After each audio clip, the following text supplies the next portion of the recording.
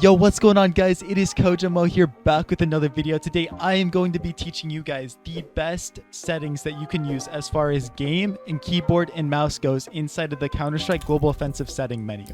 Now guys, this is part 2 of a series. In the last video we talked about video settings that you should be using as well as audio settings. I'm going to link that up here in the cards. Go ahead and watch that video before you see this episode. Now guys, we're going to take you from being a silver 1 all the way up to being a global elite with these settings, and I'm going to teach you what to avoid, what is preference based, and what you absolutely should be using. But before we get into the video, I'm so happy that we have a sponsor for today's video, and I want to share a message from them. This video is brought to you by Keydrop. On Keydrop, you can open up a variety of cases that contain very cool drops. If you do not like what you unbox, they also have an upgrader mode that gives you a chance to win a better skin, or you can also use their skin changer mode to change your skin to one of your liking. They even have case battles where you can test your luck by opening custom cases against an opponent. There are also a ton of tasks that you can do to get free gold, which in turn allows you to open up free cases. They have a lot of different deposit methods, including credit cards, crypto, and even CSGO skins. And if you use my promo code CoJoMo, you get a free 50 cents and a 10% bonus on your deposit, which helps both of us out. Alright guys, now let's talk about the settings that we should be using. The settings that are gonna make us so good at this game. Right, so go over here to your settings menu, go ahead and click on game. Now, the first thing you want to do, guys, is make sure that enable game instructor messages is off. Now, for you really new players, this could be helpful for you, but if you watch the tips and tricks on this channel, you absolutely do not need the enable game instructor messages. Turn that off. Now, when it comes to the max acceptable matchmaking ping, this totally depends on what region you're in.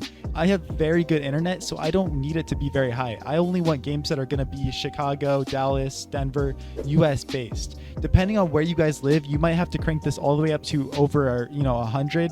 Or if you have really good internet like me, you could even have this down to 40. But if you're going to be playing with friends from different regions, it's important that you have it a little higher so that you guys can find a game and not sit there and wait forever. So just throw that on whatever you find is best for you. And if you're playing with friends, bump it up a bit. Now make sure that this is unrestricted when it comes to max acceptable game traffic, unrestricted. Totally preference based for the community notification. Whatever you guys want to play on, that's totally fine. Now, enable developer console. This needs to be yes. And why? Because this is going to open up your config so that we can type in stuff here and change settings in the middle of our game and not have to go to the menu and change stuff that isn't on the menu. Make sure you guys have this enabled. It's going to help you out in the future. And I have a video talking about 10 very helpful console commands, and we're going to cover this in the next part of this series.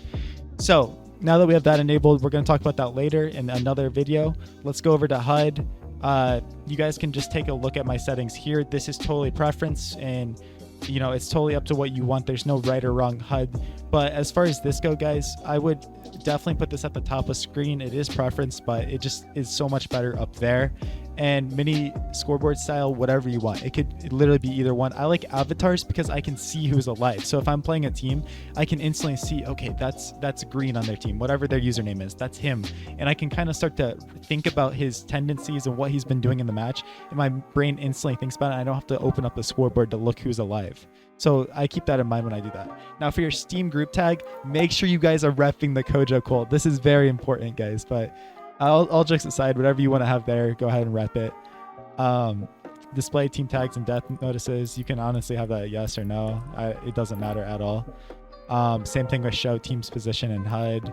I love to have the location and equipment. That's what I like. Show teammates colors. You can do colors and letters. For me, it kind of distracts me, so I just do colors. But if you're more colorblind or that just looks better for you, this is a great option so that you can actually see who is where on the HUD. Make sure you have all friends can join, whatever. It doesn't really matter. You can make it whatever you want, preference. And this doesn't matter either, guys. Don't worry about it. Now for player pings, if there's players in your matches that are constantly pinging, trying to troll you, just literally just display without sound. I don't have that problem, so I have the sound and that, so that's fine. Mute enemy team, don't have that on. Don't have this on unless you're getting harassed, then you need to put it on. Text filtering, again, that's just all you. Hide avatars, again, all these settings right here for communication. If you're being harassed and you're tired of it, put it on disabled, but for me, or put it on enabled, but for me, I don't need it. I'm fine. But I'll go ahead and show you guys the spectator and scoreboard now. Just go ahead and look at these. These are all preference based. Again, there's no right or wrong setting for these, so go ahead and just take a look at that and use what you want. Now for item, this is very important. Graffiti, again guys, this doesn't really matter too much. This is fine, it's whatever. Just go ahead and leave that as yes. For switch weapon on pickup, now make sure that this is on no. You do not want this on because it's gonna pick up, as soon as you pick up the gun, it's gonna put it in, enable it for you. You're gonna pull it out, which is awful. I don't know why anyone would ever put that on. As well as delay sniper rifle unscoped. Do not ever have this on, guys. No.